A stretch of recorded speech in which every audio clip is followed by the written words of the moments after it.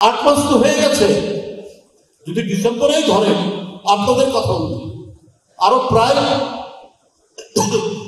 6-7 মাস বাকি আছে, 8 মাসের মতো বাকি আছে। তাহলে সংস্কার করতে আর কত সময় লাগতে পারে?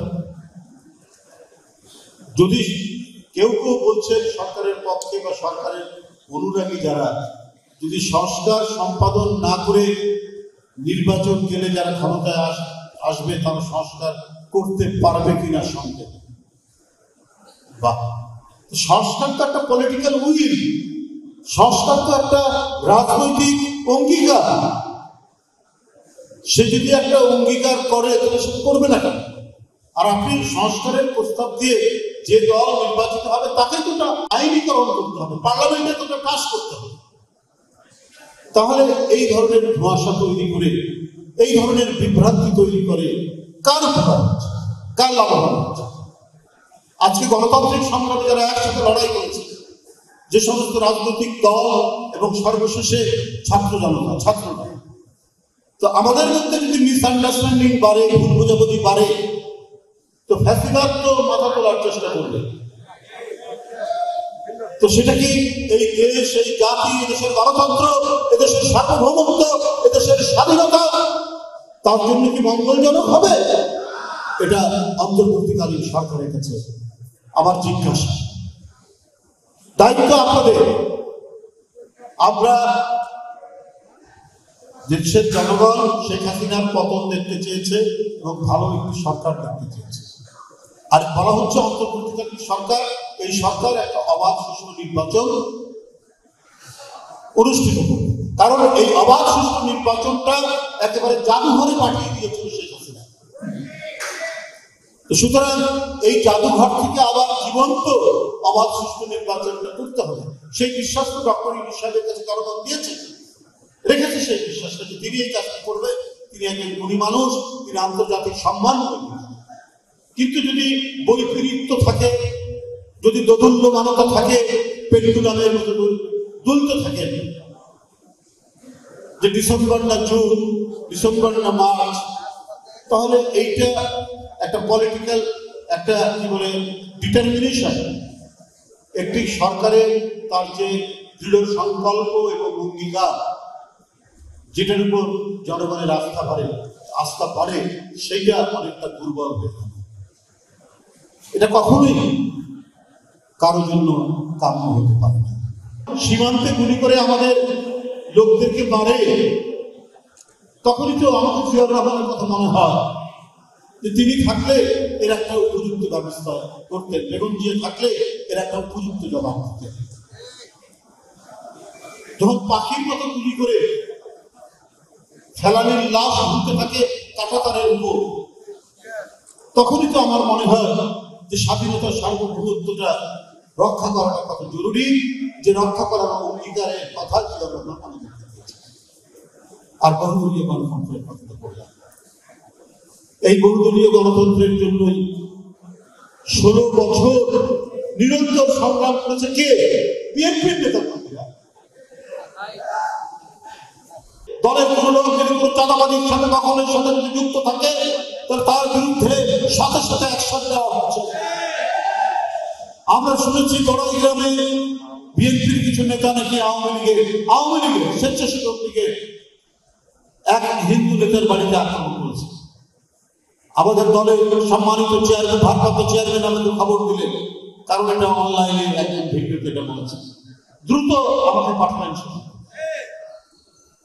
আমি থানার ওসির সাথে যোগাযোগ করলাম এবং ওই হিন্দু বাড়িতে গেলাম এবং তাকে গিয়ে অভয় দিলাম যে আপনি সত্য করে বলেন যে বিএনপির নেতা আপনাকে হুমকি দিয়েছে বা আপনার বাড়িঘর ভাঙচুর করার উদ্যোগ নিয়েছে, ভাঙচুর করেছে, তার বিরুদ্ধে শাস্তি দিল। সে দৃঢ়তার সাথে বলল, অনেক সাংবাদিক ছিল, যে না, আমাকে কেউ হুমকি দেয়নি, আমার দেখুন বাড়িঘর তো ঠিকই আছে। তারপরে অপপ্রচার চালানো হচ্ছে নানা।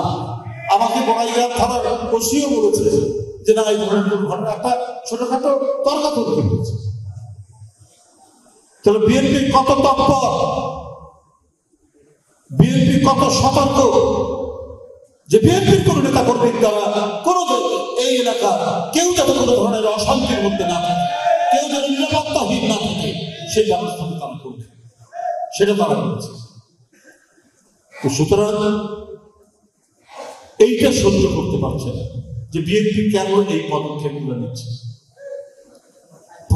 এই অন্তর্বর্তী সরকারের মধ্যেও কিছু কিছু উপদেষ্টা আছে, তারা কার পারপাস সাফ করছেন আমরা জানি না, তারাও মাঝে মাঝে বিভিন্ন কথা বলার চেষ্টা করছে। কিন্তু আমরা যে ৩,০০০-এর বেশি নেতা কর্মীকে অনৈতিক কর্মকাণ্ডে লিপ্ত থাকার অভিযোগে বহিষ্কার করা হয়েছে, কারো সদস্যপদ স্থগিত করা হয়েছে, শোকজ করা হচ্ছে প্রতিদিন প্রতিনিয়ত, এবং যুবদল, স্বেচ্ছাসেবক দল, ছাত্র দলের কেউ যদি কোনো ধরনের অনাচারের সাথে অসৎ কর্মকাণ্ডের সাথে লিপ্ত থাকে, তার বিরুদ্ধে ক্রমাগত আপনার ব্যবস্থা না হচ্ছে, বহিষ্কার, অব্যাহতি, পদ স্থগিত, শোকজ ক্রমাগত করা হচ্ছে। কই আমরা নারায়ণগঞ্জের লোক হত্যাকাণ্ডের সাথে সেখানকার এমপির নাম শুনছিলাম, কই শামীম ওসমানকে তো আপনারা বহিষ্কার করেননি। নাটোরে বারবার রক্তপাত ঘটানো হয়েছে বিএনপির নেতা কর্মীদেরকে, বারবার আন্দোলন করেছে শিমুল বাহিনী, কই শিমুলকে তো বারবার এমপি করেছে, তার বিরুদ্ধে তো কোনো অ্যাকশন নেননি। আপনার মাদক ব্যবসার সাথে জড়িত কক্সবাজারের এমপি বদি, তার বিরুদ্ধে তো শেখ হাসিনা কোনো ব্যবস্থা নেননি। কয়েকবার এমপির পর শেষ আরেকটি পাতানো নির্বাচনে তাকে নমিনেশন না দিয়ে, তার বউকে নমিনেশন দিয়ে আরেকটি প্রহসন করেছেন শেখ হাসিনা। এই দৃষ্টান্ত বিএনপির নেই। অনৈতিকতার সাথে জড়িত থাকতে সে বহিষ্কার হবে, তার বিরুদ্ধে দল সাংগঠনিক ব্যবস্থা গ্রহণ করবে, এই কাজটাই আছে। এই জন্যই বিএনপি বরাবর জনপ্রিয় শহীদ রাষ্ট্রপতি জিয়াউর রহমান, দেশনেত্রী বেগম খালেদা জিয়া এবং দলের ভারপ্রাপ্ত চেয়ারম্যান জনাব তারেক রহমান যেভাবে নেতৃত্ব দিয়েছেন, যেভাবে দলকে সুসংগঠিত করেছে, এই দল জনসম্পৃক্ত দল, এই দল গণসম্পৃক্ত দল, এই দল জনগণের কল্যাণ, জনগণের ভালোবাসা, এইটা জনগণের ভালোবাসা নিয়ে এই দল গঠিত হয়েছে। সুতরাং জনগণ কোনো কারণে বিএনপির দ্বারা যদি অশান্তিতে ভোগে, এই কাজ বিএনপি কখনো করবে না। আজকে নানাভাবে, নানা কৌশলে, নানা বিভ্রান্তি তৈরি করার জন্য নানা কথা বলা হচ্ছে। আমরা বলছি যে ভাই, যে কোনো সিদ্ধান্ত, যে কোনো সংস্কার, এটা তো হচ্ছে যে রাজনৈতিক এজেন্ডা। আমরা পৃথিবীর ইতিহাস দেখলেও আমরা দেখেছি যে পার্লামেন্টের মধ্যে আপনার ডিবেট, আলোচনা করে করে করে করে করে করে করে একটা সংস্কার হতে হতে আইন প্রণয়ন হয়েছে। ইংল্যান্ডে প্রায় আপনার 800-900 বছরের তাদের গণতান্ত্রিক ধারাবাহিকতা ইতিহাস। আজকে যে ওদের গণতন্ত্র, ওটা কি 1252 সালে একই রকম ছিল আজকের মতো?